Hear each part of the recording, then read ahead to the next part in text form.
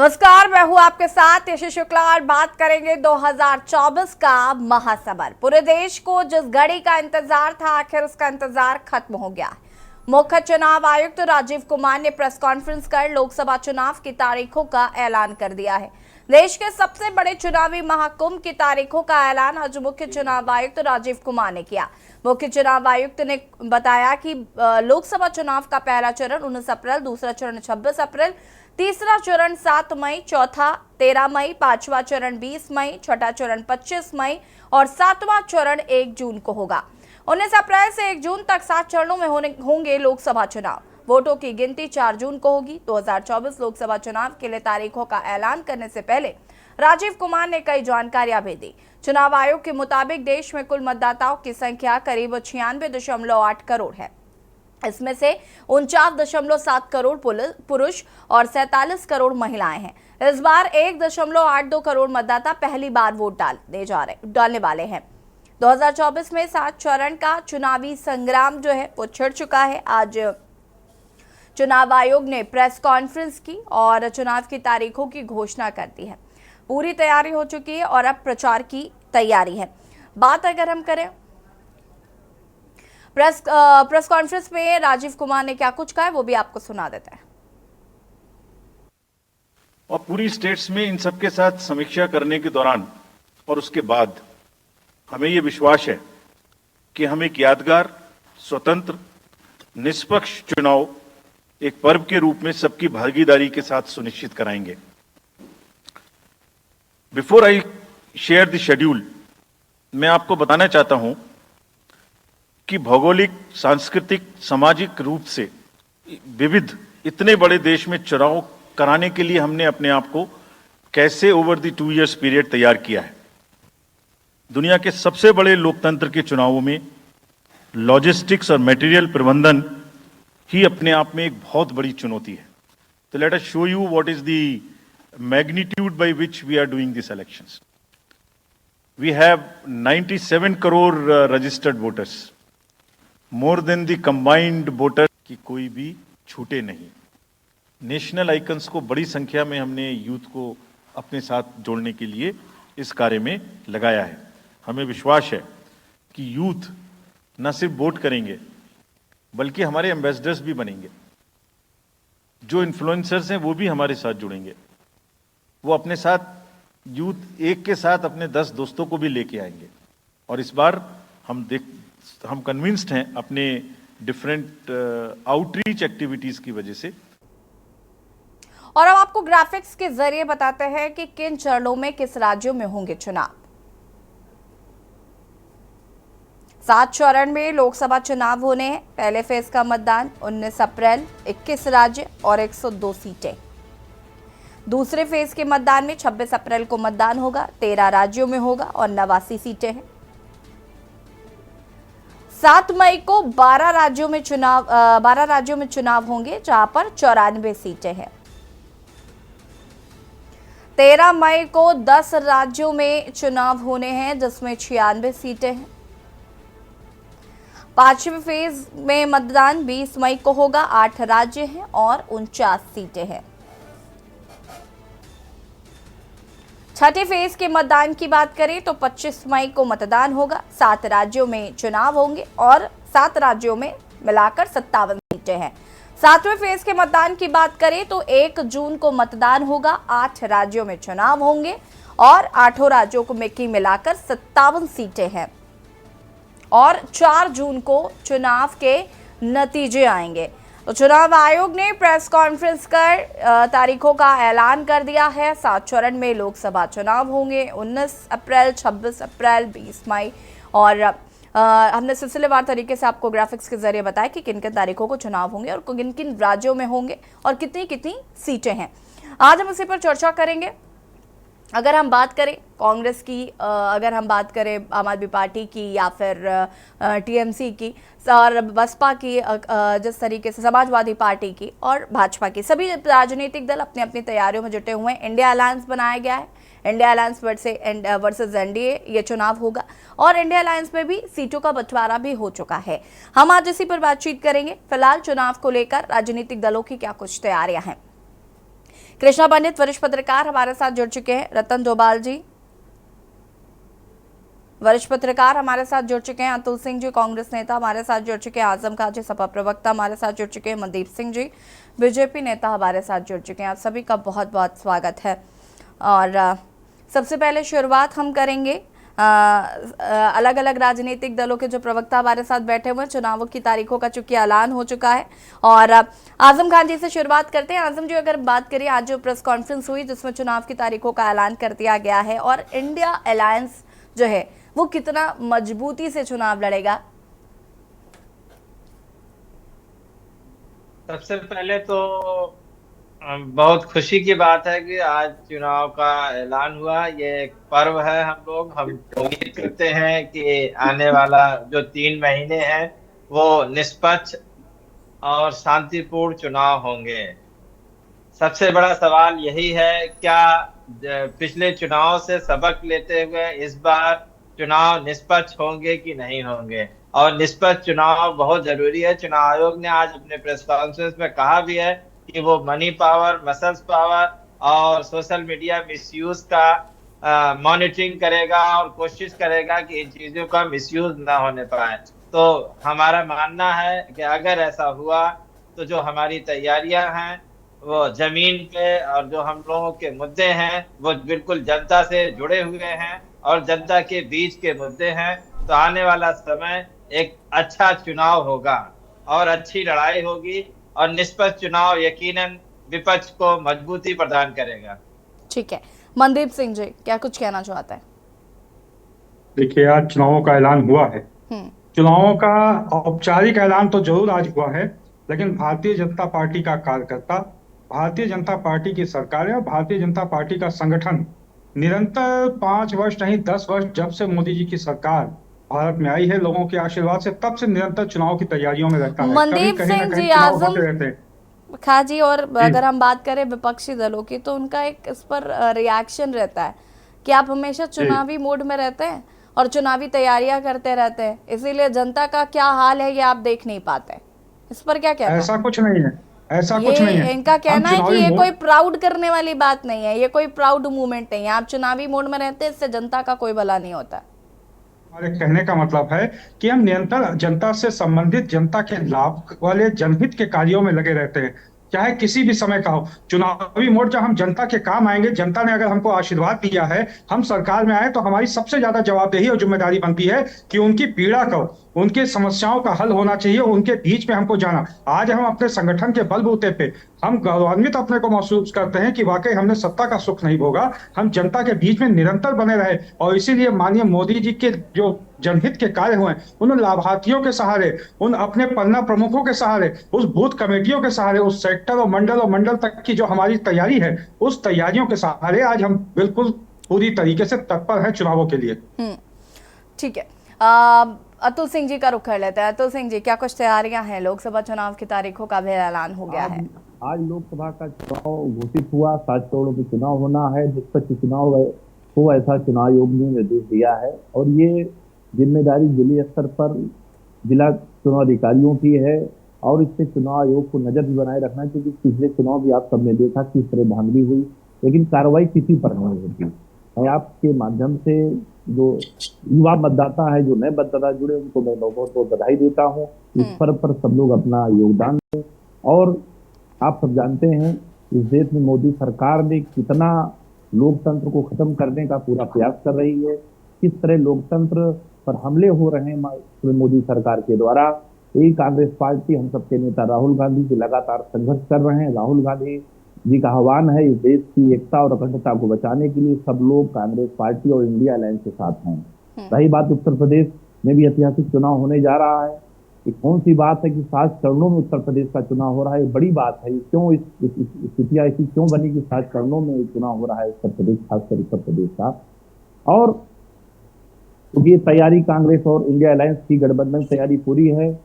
राहुल गांधी जी, अखिलेश यादव उत्तर प्रदेश में साथ लड़ रहे हैं और भारतीय जनता पार्टी और उनकी गठबंधन पूरी तरह से परेशान है। उनको लग रहा है कि जो इन्होंने जो नारा दिया था सबको साथ लेकर सबका विकास करने की बात इन्होंने कही, तो पूरा नारा पूरी तरह से फ्लॉप हो गया, झूठा नारा है। बस किसी न किसी तरह सत्ता में आना चाहते हैं, लेकिन 2024 का चुनाव महत्वपूर्ण चुनाव है। उनको समझ में आएगा उनके फर्जी वादों को, जो फर्जी वादे लोग करते हैं और जो योजनाओं का नाम बदल करके अपने नाम पे रखते हैं, इनसे लोग परेशान हो गए। मैं बताऊं कि जो राहुल गांधी की जो 5 गारंटियां, इसका असर नीचे असर पड़ रहा है। महिलाओं को 50% आरक्षण देने की बात कही है राहुल गांधी जी ने, और जो गरीब महिलाएं हैं, जो जरूरतमंद है, उनको 1 लाख रुपए प्रतिवर्ष हमारी सरकार बनेगी तो सबको मिलेगा। एक ग्राम पंचायतों में महिलाओं को कैसे मजबूत किया जाए, उस पर भी हर पंचायत, हर ग्राम पंचायत पर अधिकार मैत्री एक बनेगी, जो महिला कर्मी के रूप में काम करेंगी। तमाम ऐसी योजनाएं हम सब, सरकार आएगी तो सरकार आते ही ये सब योजनाएं हम सब लाएंगे। धरातल पर काम करने वाले लोग हैं। आज इस देश में जो कुछ भी दिखाई दे रहा है कि कांग्रेस पार्टी और नेहरू गांधी परिवार के कारण है। अगर 10 साल हो गए मोदी सरकार को, ये बताएं इन्होंने जनहित में कौन सा काम किया? अभी इलेक्टोरल बॉन्ड में देखा आपने किस तरह लोगों से पैसा लिया गया, इसका जवाब अभी तक भारतीय जनता पार्टी नहीं दे पा रही है। लेकिन देश की जनता मोदी सरकार से जवाब 2024 में लेगी और इसको जवाब देना।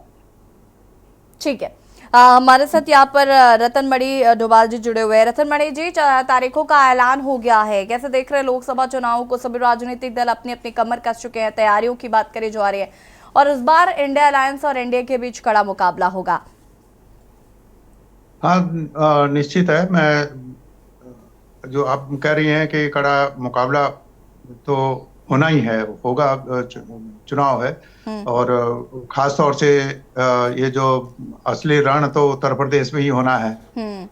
बड़ा प्रदेश है, 80 सीटें वहां पर हैं, और वहां पर जो इंडिया गठबंधन का भी अपनी तैयारी है और उनकी भी तैयारी है, तो वो ये होगा। लेकिन असल सवाल ये है कि जो विपक्ष में जो लोग हैं, जो आज जो सवाल जो उठा रहे हैं, उन सवालों पर उन्होंने इन 5 सालों में क्या किया है कि जो आज जो मुद्दे आ रहे हैं, कर रहे हैं, इस बीच में 5 साल वो रहे हैं, इन मुद्दों को लेके वो जनता के बीच कितने गए हैं, जनता उनके कितने साथ रही है, उन्होंने कितने अपील किए, ये तो चुनाव परिणाम उसको बताएगा। लेकिन हमें जो लगता है कि बहुत सारे राज्यों में ये देखने को मिला है कि वो विपक्ष ने भी मित्र विपक्ष की सत्ता के साथ मित्र विपक्ष की भूमिका में रहे हैं बहुत सारे लोग। मैं नाम उनका लेना नहीं चाह रहा हूँ। अब सवाल ये है कि चुनाव में मुद्दे क्या होंगे, इंडिया का क्या होंगे, और भारतीय जनता पार्टी के पास उससे तो मुद्दे ही मुद्दे हैं, बहुत सारे वो लिया। लेकिन हम जो समझते हैं कि हमारा ना तो इनकी राजनीति से, ना भाजपा का, ना उससे कोई मतलब है। हाँ, लेकिन मैं तो ये तो जानता हूँ कि हम खुश थे कि प्रधानमंत्री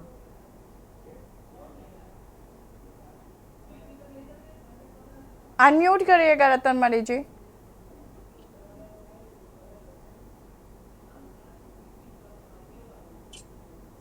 रतन मणि जी अनम्यूट कीजिएगा, आपकी आवाज नहीं आ पा रही है।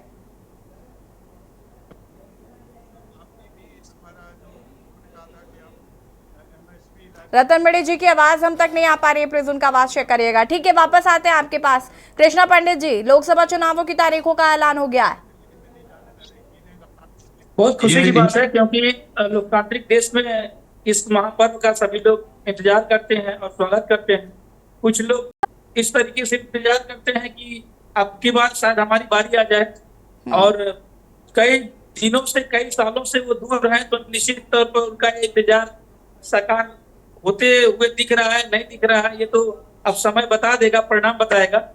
अब सबसे महत्वपूर्ण बात यह है कि किन मुद्दों पे कितनी लड़ाई किस जिले में और कहां कहां देखने को मिलेगी, क्योंकि भाजपा के पास अपनी बातों को रखने का बहुत बड़ा एक विस्तार है, और जो काम किया है उस पर वो चर्चा करेगी, लोगों को रुझाने का काम करेगी। लेकिन जो विपक्ष है, जिनके पास आज के दिन में मुझे लगता है कि न के बराबर मुद्दे हैं, और अलायंस विपक्ष का भी बहुत कमजोर नजर आ रहा है। जहां एक तरफ मायावती जी ने स्वयं ताज ठोक दिया है, चर्चा तो यह है कि आने वाले दिनों में शायद मायावती जी कई सीटों पे साइलेंट हो जाएं। लेकिन सबसे बड़ी दिलचस्प बात यह होगी कि जो विपक्ष आज हुंकार भर रहा है कि हमारा बहुत ही मजबूती से चुनाव लड़ रहे हैं और जीतेंगे।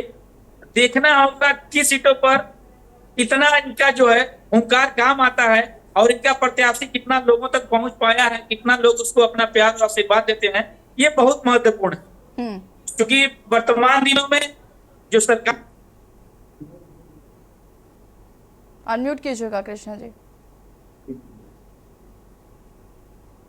प्रभाव होने के कारण लोग उससे आकर्षित हैं। चाहे कई योजनाओं के बारे में ले लीजिए, बहुत सारी बेटियों के समक्ष जो योजनाएं दी गई हैं, लोगों की सुरक्षा के लिए, अपराध जीरो टॉलरेंस के लिए, या अन्य कई योजनाएं जो संचालित हो रही है सरकार के द्वारा, निश्चित तौर पर लोगों से लोग जुड़े हैं और इनके जो स्थानीय नेतागण हैं, आपको पत्रकारिता छोड़ करके आपको भाजपा प्रवक्ता बनना चाहिए। कृष्णा जी, आपको भाजपा प्रवक्ता बनना चाहिए। सबसे मजबूत संगठन किसी के पास है तो भाजपा के पास। आप जानती हैं कि विश्व की सबसे बड़ी पार्टी है भाजपा, और भारत में तो उसके जो कार्यकर्ता है निश्चित तौर पर आज सरकार बनाने में महत्वपूर्ण अंग है उसके भाजपा के। अब देखना दिलचस्प होगा कि जहां संगठन में कार्यकर्ता ही नहीं है, वो कैसे अपने प्रत्याशी को जीत के लिए हुंकार भरवाते हैं और जीत को विजय का सेहरा लेकर आते हैं। चलिए ठीक है, चर्चा को आगे बढ़ाएंगे। बात करें हैं 2024 का महासबर। आपको बता दें कि लोकसभा चुनावों की तारीखों का ऐलान हो गया है। अगर हम लोकसभा चुनावों की बात करें तो यूपी एक अहम भूमिका निभाता है और सबसे ज्यादा सीटें यूपी में है। 80 सीटों वाला राज्य है यूपी। किन तारीखों में किन किन जगहों पर यूपी में चुनाव होने हैं वो भी आपको ग्राफिक्स के जरिए बता देते हैं। पहले चरण की वोटिंग 19 अप्रैल को होगी। 8 सीटें हैं जिसमें सहारनपुर, कैराना, मुजफ्फरनगर, बिजनौर, नगीना, मुरादाबाद, रामपुर शामिल है। दूसरे चरण की वोटिंग 26 अप्रैल को होगी जिसमें 8 सीटें हैं। अमरोहा, मेरठ, बागपत, गाजियाबाद, गौतम बुद्ध नगर, बुलंदशहर, अलीगढ़ और मथुरा शामिल है। तीसरे चरण की वोटिंग की बात करें तो 7 मई 10 सीटें, संभल, हाथरस, आगरा, फतेहपुर सीकरी, फिरोजाबाद, मैनपुरी, एटा, बदायूं, आंवला और बरेली शामिल। चौथे चरण में शाहजहांपुर, खीरी, दौरारा, सीतापुर, हरदोई, मिश्रिक, उन्नाव, फर्रुखाबाद, इटावा, कन्नौज, कानपुर, अकबरपुर और बहराइच, जो कि 13 मई को चुनाव होंगे। 20 मई 14 सीटें। 5वें चरण की वोटिंग मोहनलालगंज, लखनऊ, रायबरेली, अमेठी, जालौन, झांसी, हमीरपुर, बांदा, फतेहपुर शामिल।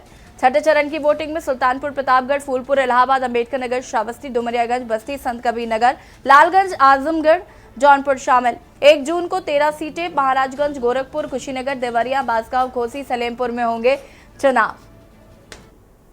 ग्राफिक्स के जरिए हम आपको बता रहे हैं कि यूपी में किन किन तारीखों में कहां चुनाव होने हैं और यूपी एक महत्वपूर्ण भूमिका निभाता है लोकसभा चुनाव में। और कहीं ना कहीं अगर हम लोकसभा चुनाव की बात करें और यूपी की बात करें तो यहाँ पर समाजवादी पार्टी और भारतीय जनता पार्टी के बीच में कड़ा मुकाबला देखने को मिलेगा।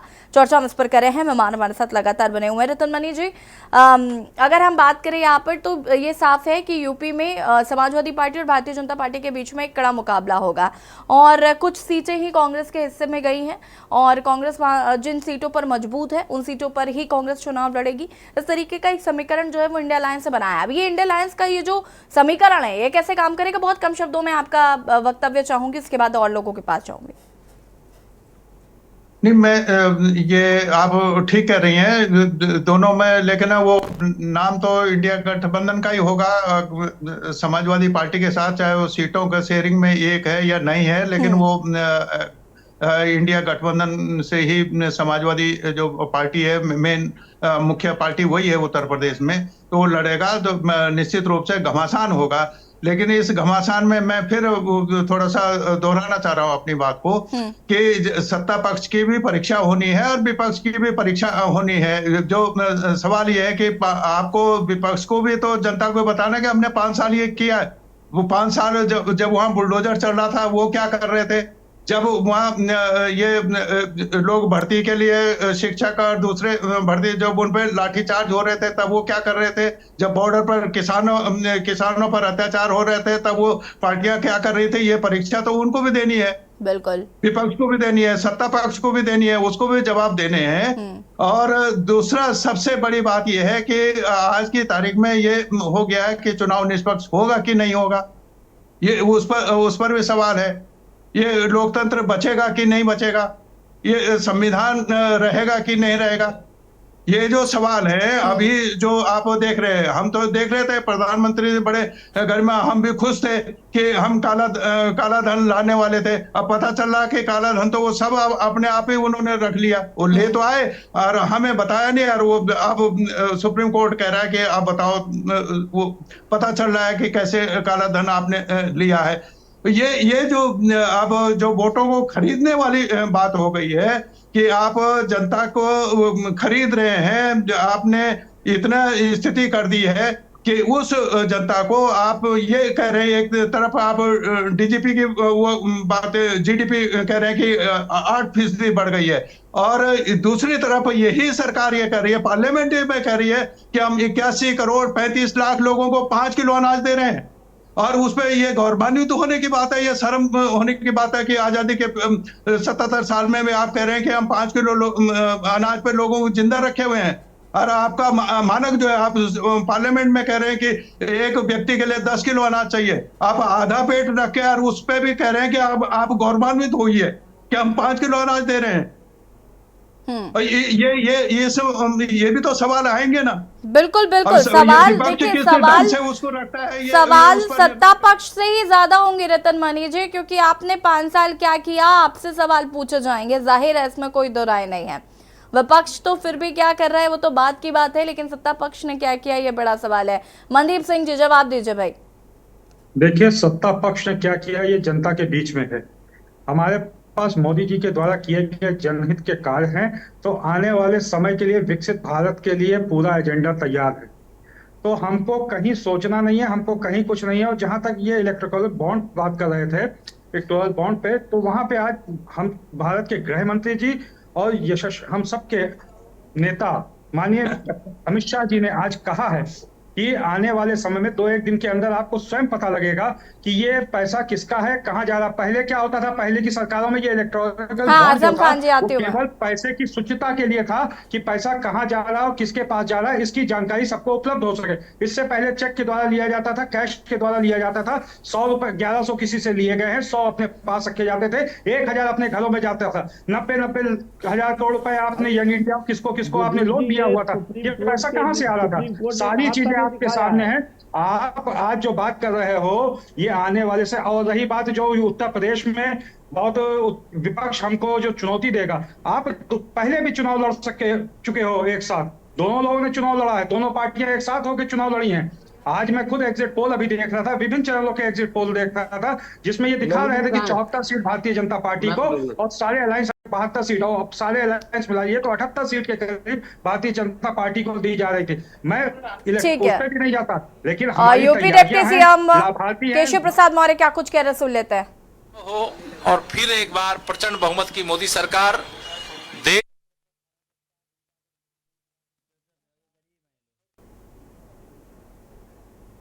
ठीक है, और लोकतंत्र के महापर्व पर उन्होंने सभी को शुभकामनाएं दिया। मनदीप सिंह जी अपनी बात को पूरा करिए, लेकिन देखिए सवाल ये है ना कि आपको जनता को जवाब देना पड़ेगा। जाहिर है आपसे ये पूछा जाएगा कि अभी भी आपको मुफ्त में राशन देना पड़ रहा है, तो ये गरीबी का आंकड़ा कम किधर हुआ? आप तो और 80 करोड़ लोगों को दे रहे हैं ना राशन। नहीं, हम जवाब देने के लिए तो तत्पर है, हम तो पूरा हिसाब लेके बैठे हैं। हमने तो 10 साल का अपना हिसाब लोगों के बीच में अपना रिपोर्ट कार्ड रखा है। हम निरंतर जवाब दे रहे हैं, कोई ये नहीं कि पर्टिकुलर एक दिन हम जवाब देंगे। और जहां तक बात है चुनावों की, चुनाव कोई हमारे लिए नई चीज नहीं, हम चुनाव लड़ने के लिए तैयार हैं। सारी चीज जो अनाज की बात आप कर रही हो, अभी हमारे अरे मनदीप सिंह जी बार बार चुनाव हमारे लिए नई चीज नहीं है। आप मुझे बताइए ना, चुनाव नया किसका है? हम लोकतांत्रिक देश में रहते हैं, यहाँ चुनावी प्रक्रिया किसी के लिए नई नहीं है। नहीं नहीं, यहाँ चुनावी प्रक्रिया किसी के लिए नई नहीं है ना, आपको ये बात समझनी पड़ेगी। और जनता आपसे पूछेगी नहीं कि 5 साल आपने क्या किया और 5 साल क्यों, 10 साल का जवाब मांगा जाएगा आपसे। नया कहने का तात्पर्य मेरा ये है, जो आज से तैयारी करना शुरू करेंगे कि आज अधिसूचना जारी हो गई है, आज से जो लोग जनता के बीच में जाएंगे, आज से जो लोग भारतीय जनता पार्टी के खिलाफ की तैयारी करेंगे, उनके लिए नया हो सकता है। हम तो परस्पर जनता के बीच में रहे, विभिन्न अभियानों के जरिए रहे, विभिन्न कार्यक्रमों के जरिए रहे हैं। ठीक है आजम खान जी।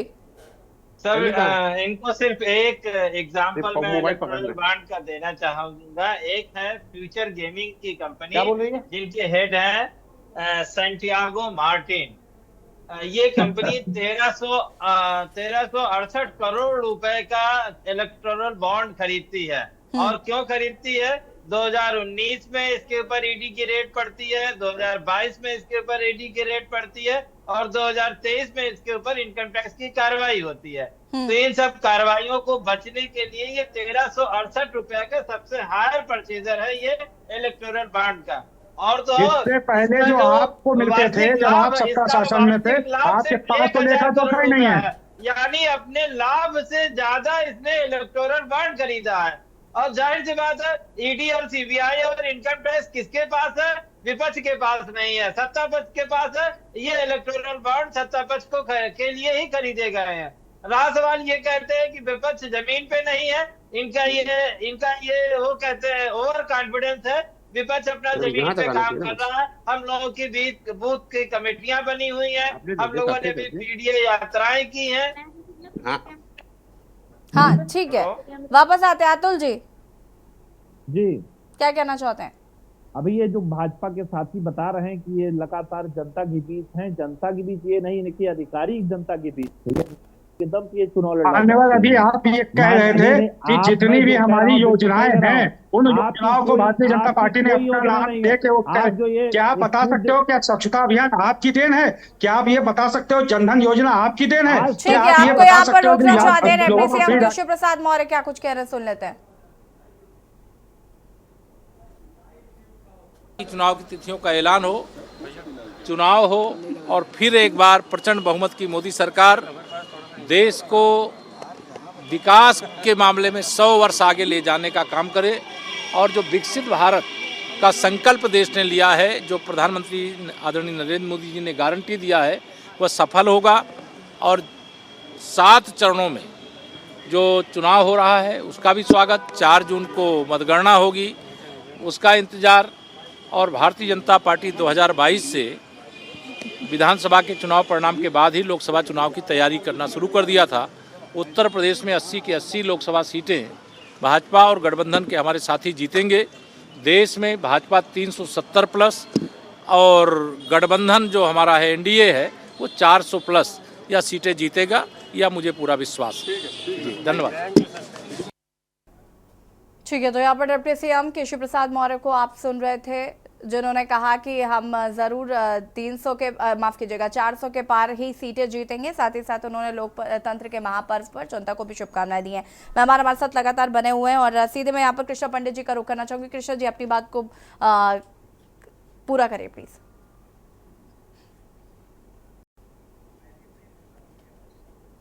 कृष्णा पंडित जी, आवाज आ रही है आपको? हाँ, आवाज आ रही है। देखिए, सबसे बड़ी बात यह है कि अब रण की तैयारी नहीं करनी है, अब रण में कूदना है। और किसकी कितनी तैयारी है कि चंद दिनों में पता चल जाएगा। अभी जो आप देख रही हैं कि सपा के प्रवक्ता क्या कह रहे हैं, भाजपा के प्रवक्ता क्या कह रहे हैं, अब ये हमको और ज्यादा हम लोग को देखने को मिलेगा। लेकिन जो जनता से जुड़ा है, जनता के लिए खड़ा है, जनता उसको जान रही है, निश्चित तौर पर विजय उसका ही सुनिश्चित होने वाला है। विजय का सेहरा उसके ही माथे लगाएगा। बाकी जो आज चीजें हैं, इनको याद आ रहा है कि ये प्रोजेक्ट इनका है, ये प्रोजेक्ट इनका नहीं है, इन्होंने कुछ नहीं किया। ये तो बहुत ही दिलचस्प होने वाला है और हर सीट पर हमको देखने को मिलेगा, हमको आपको, कि जनता के लिए जो जितना खरा उतरा होगा उतना जनता उसके साथ खड़ी होगी। दूसरी बात, ईवीएम का जो रोना होगा वो भी देखने को मिलेगा। पूर्व के दिनों में जहाँ ये लोग चुनाव, विपक्ष के लोग चुनाव जीत जाते हैं, वहाँ ईवीएम का कोई बात नहीं करते। जहाँ चुनाव हार जाते हैं वहाँ ईवीएम चालू कर देते हैं। अब ये सबसे बड़ा चुनाव है तो यहाँ ईवीएम का बहुत बड़ा मुद्दा उठेगा।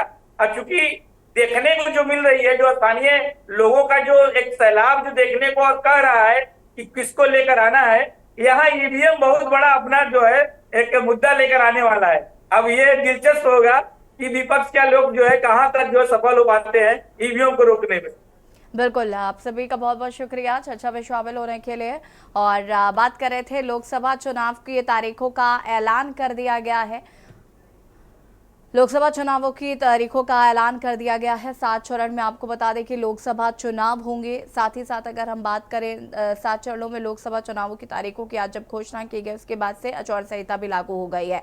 अब सभी राजनीतिक दल प्रचार प्रसार में लगेंगे और जहां एक और विपक्षी गठबंधन बनाया गया है, इंडिया गठबंधन बनाया गया है, वो अपनी तमाम अलग अलग सीटों पर अलग अलग तरीके से चुनाव लड़ा जाएगा। इंडिया गठबंधन अपना एक तरीके से एक साथ चुनाव लड़ेगा और साथ ही साथ एनडीए अपने गठबंधनों के साथ चुनाव लड़ेगी।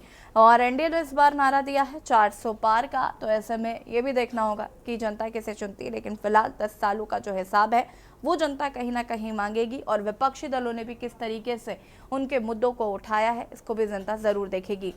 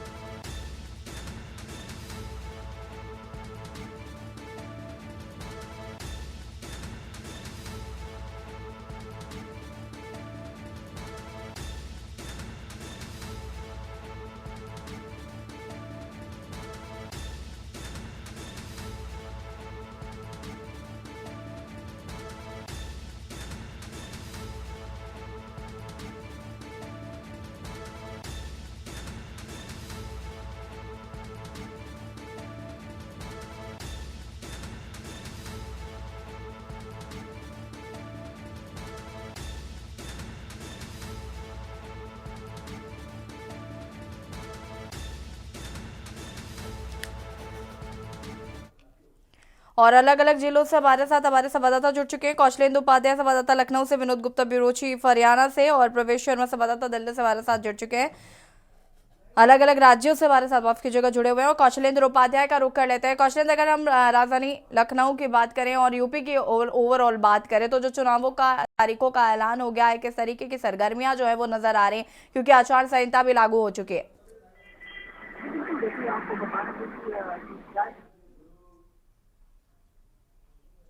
क्योंकि ईसीआई ने यहाँ से आदर्श आचार संहिता लागू कर दिया है और सभी राजनीतिक पार्टियों को जो है संदेश भी साफ दे दिया है कि जो है आज से आदर्श आचार संहिता लागू हो गई है और सभी पार्टियों के जो एक दायरा है, जो नियम कानून है, जो ईसीआई के जो नियम है उसके तहत जो है काम करना होगा। जो प्रत्याशी मैदान में होंगे उनकी अभी जो है एक गाइडलाइन बनाई गई है और जो स्टार प्रचारक हैं उनको भी जो है एक गाइडलाइन दी गई है। जैसे वो मंचों से जो बयानबाजी को लेके जो तमाम लोग जो है सामने आते थे कि ऐसी जो धार्मिक और जो है जातिवादी जो वो होती थी, बयानें होते थे, उस पे जो है कंट्रोल लगाया जाए। और जो वही 7 चरणों में जो चुनाव पूरे देश में होंगे, वहीं उत्तर प्रदेश में 80 लोकसभा सीटों पे भी 7 चरणों में चुनाव होने जा रहा है। पहले चरण से लेके जो 7वें चरण मतलब जो 19 अप्रैल से शुरू होकर जो 1 जून तक जो चुनाव है, यूपी के हर कोई लोकसभा चुनाव के जो डेट है वो यूपी में हर फेज पे है। तो ये सब चीज़ें देखते हुए कि जो वो है तो जो सरगर्मी है जो तमाम शहरों में या जो गाइडलाइन चुनाव आयोग की है कि जो प्रचार सामग्री है या जो तमाम जो झंडे हैं और या जो है गाड़ियों पे जो चिन्ह है, तमाम चीज़ों को हटाने का काम शुरू हो चुका है। सभी जो है एकदम जो इलेक्शन कमीशन की जो गाइडलाइन उसके तहत कार्रवाई शुरू हो गई है। और वहीं अभी 6 बजे उत्तर प्रदेश जो मुख्य निर्वाचन अधिकारी हैं उनकी भी प्रेस कॉन्फ्रेंस होगी। वो भी अभी कुछ न कुछ दिशा निर्देश देंगे और पूरे उत्तर प्रदेश में जो मतदाता हैं या तमाम जो है जो प्रत्याशी अभी घोषणा हो गया जो हैं उनके लिए भी जो गाइडलाइन है वो पूरा अभी जानकारी पूरी दी जाएगी। बिल्कुल कौशलेंद्र, वापस आते हैं आपके पास। विनोद गुप्ता ब्यूरो चीफ हरियाणा से हमारे साथ जुड़ चुके हैं। विनोद जी, पूरे अगर हम बात करें तो देश में आचार संहिता लग चुकी है और जिस तरीके से चुनाव आयोग ने प्रेस कॉन्फ्रेंस की है, तारीखों का ऐलान कर दिया है, अब राजनीतिक दलों की तैयारियां जो है वो कहीं ना कहीं जोर शोर से नजर आने लगेगी, प्रचार प्रसार जो है वो काफी तेज हो जाएगा। तो किस तरीके का माहौल जो है वो देखने को मिल रहा है? अनम्यूट कीजिएगा प्लीज। जी बिल्कुल, देखिए जिस हिसाब से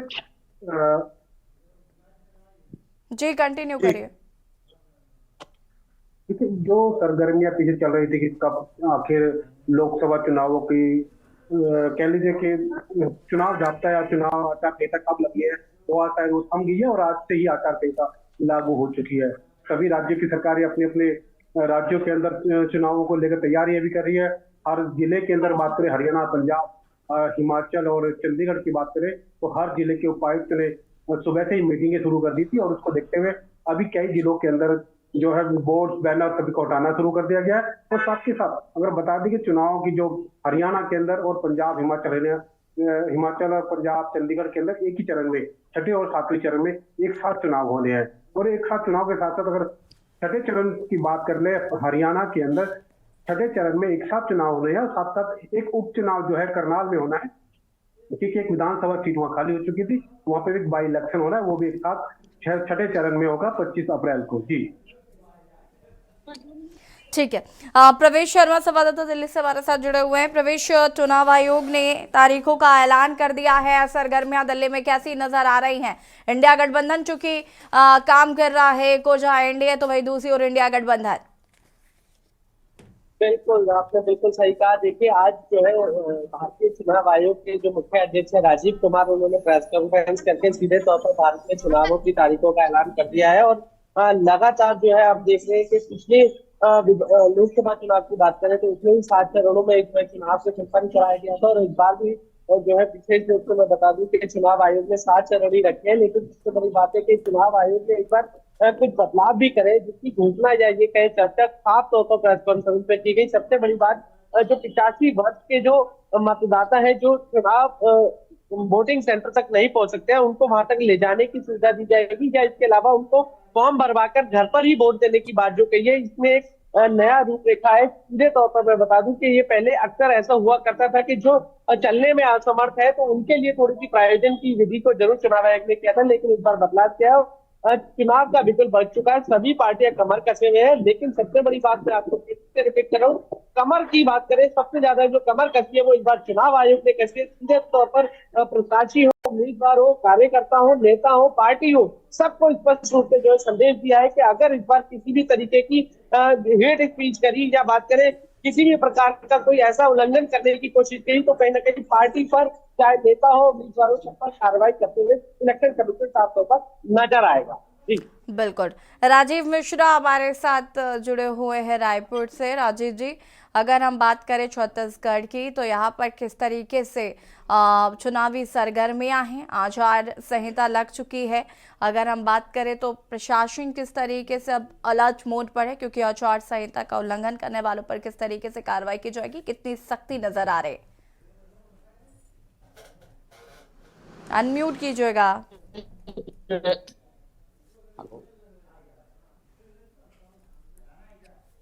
हाँ जी, कंटिन्यू करिए प्लीज। जी मैं बता दूं आपको कि केंद्रीय चुनाव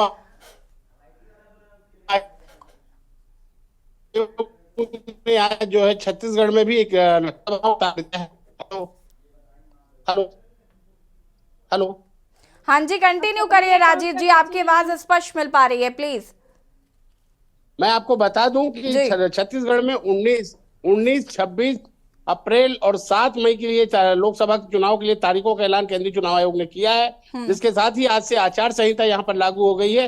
और जिस प्रकार से विधानसभा चुनाव में आज चुनाव आयोग ने इस पर जिस प्रकार की यहाँ की व्यवस्था बना के रखी थी, इस बार भी उतनी ही कड़ाई से इसका जो है पालन करने के निर्देश जो दिए गए हैं।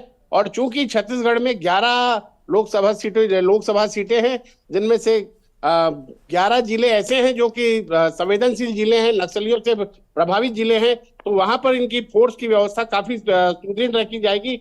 और इसी के लिए जो है इस प्रकार की व्यवस्था प्रशासन मुस्तैदी के साथ करने को जा रही है, जिससे कि विधानसभा चुनाव में जो छिटपुट घटनाएं हुई थी वो लोकसभा में इस बार देखने को ना मिले।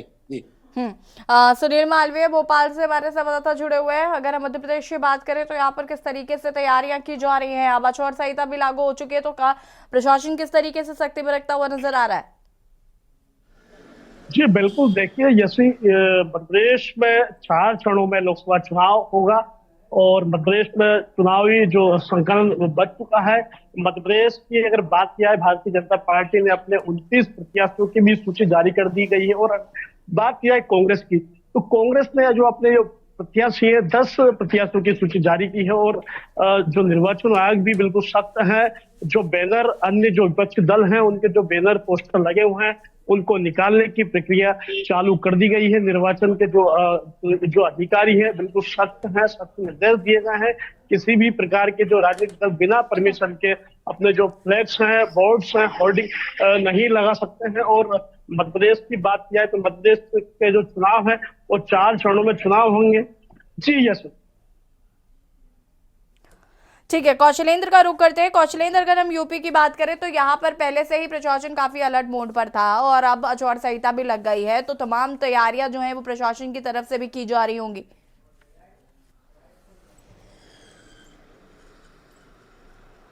जी बिल्कुल, देखिए आपको बताएं कि जो प्रशासन की तरफ से जो तैयारियां, क्योंकि आदर्श आचार संहिता लगने के बाद जो स्थितियां होती हैं वो तत्काल जो है प्रशासन तौर पे कार्रवाई की जाती हैं।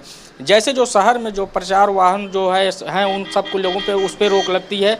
उसके बाद जो है जो झंडे हैं, जो सिंबल हैं, जो पार्टी कार्यालय के आसपास जो लोगों की होर्डिंगें होती है उस पर तत्काल उसको हटाया जाता है। वो नगर निगम की जिम्मेदारी है और नगर निगम तत्काल जो है अपना दस्ता लेके जाता है और उसको तुरंत वहाँ से हटाता है। चाहे कोई भी व्यक्ति हो, जो झंडे हैं, जो तमाम जो है पार्टी के सिंबल हैं, उस पर भी जो है कार्रवाई की जाती है।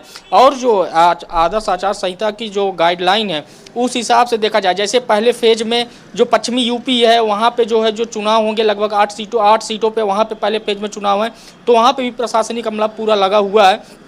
और जो प्रत्याशी हैं उनको भी सब गाइडलाइन जारी कर दी गई है और जो पार्टियों के लिए निर्देश, दिशा निर्देश है वो भी गाइडलाइन है। और जब आदर्श आचार संहिता लगती है तो आमूमन सी बात है कि जो क्षेत्र में, जो इलाके में जो संवेदनशील इलाके होते हैं, जो बूथों की स्थिति होती है, जिस बूथ पे संवेदनशील वहाँ पे जो है पुलिस फोर्स का जो है वो चाहे ग्रामीण इलाका हो चाहे शहरी इलाका हो, वहाँ पे पुलिस फोर्स जो है फ्लैग मार्च करना शुरू कर देती है। और आज भी अब शहरों में देखिए, अभी शाम से ही जो पुलिस का फ्लैग मार्च है वो शुरू हो जाएगा। और जो है जो शहरों में जो गतिविधियाँ हैं, जो सामान्य तौर पे जहाँ कुछ उनको लगता है कि नहीं यहाँ पे बवाल या कुछ स्थिति बढ़ने की वो रहती है, वहाँ पे पुलिस फोर्स तैनात किया जाए। सेंट्रल फोर्स की आवश्यकता होती है, सेंट्रल फोर्स भी वहाँ पे लगा दी जाती है। ठीक है, हमारे साथ विनोद गुप्ता जी भी बने हुए हैं। विनोद जी, अगर हम बात करें तो प्रशासन की सख्ती किस तरीके से देखने को मिलेगी? आचार संहिता लागू कर दी गई, उसका कोई उल्लंघन ना करे, इन तमाम चीजों को लेकर किस तरीके से निर्देशित किया जा रहा है?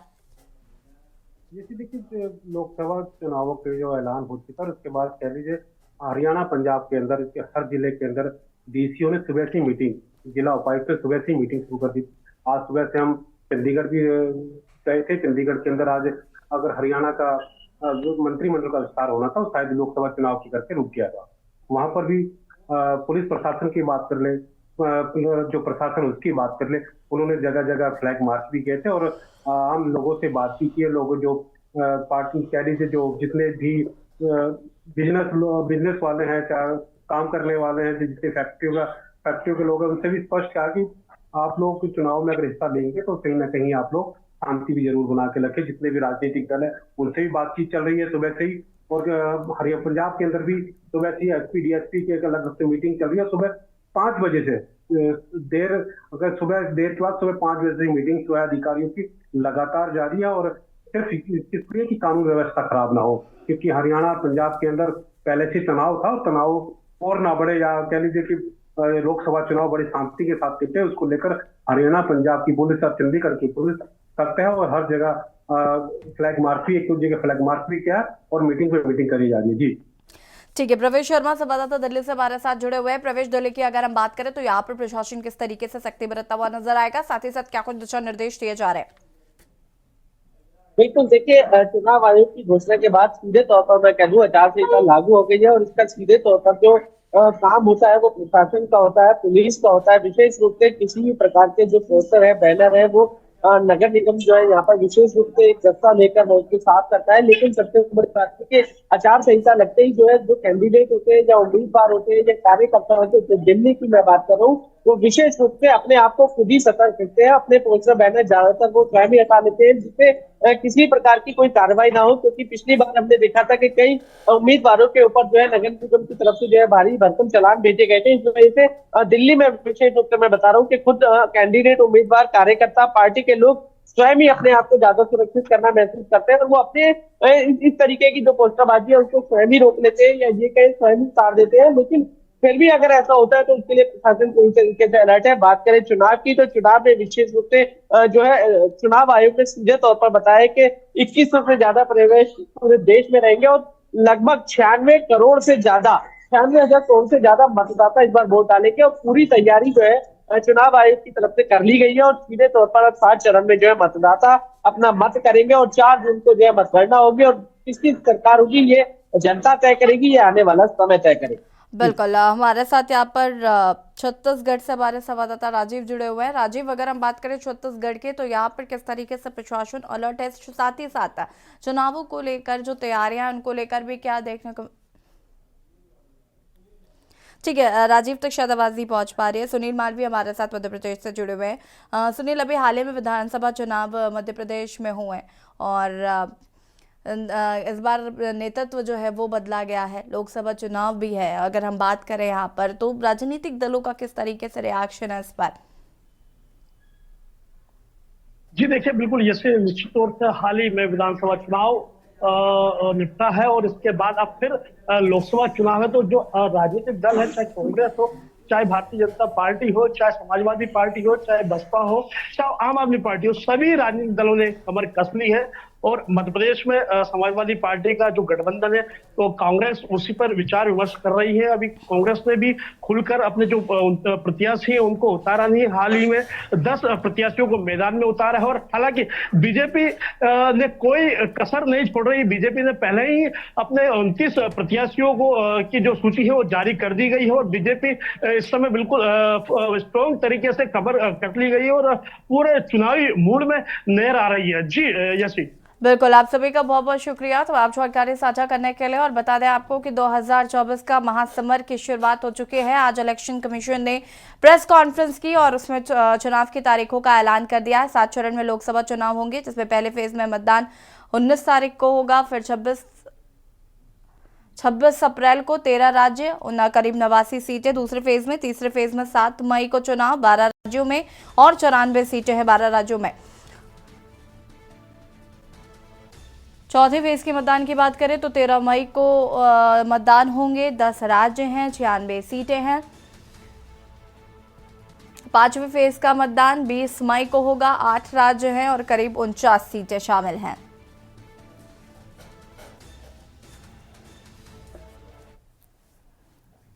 और खास पेशकश में फिलहाल इतना ही। देखते रहिए के न्यूज़ इंडिया। नमस्कार।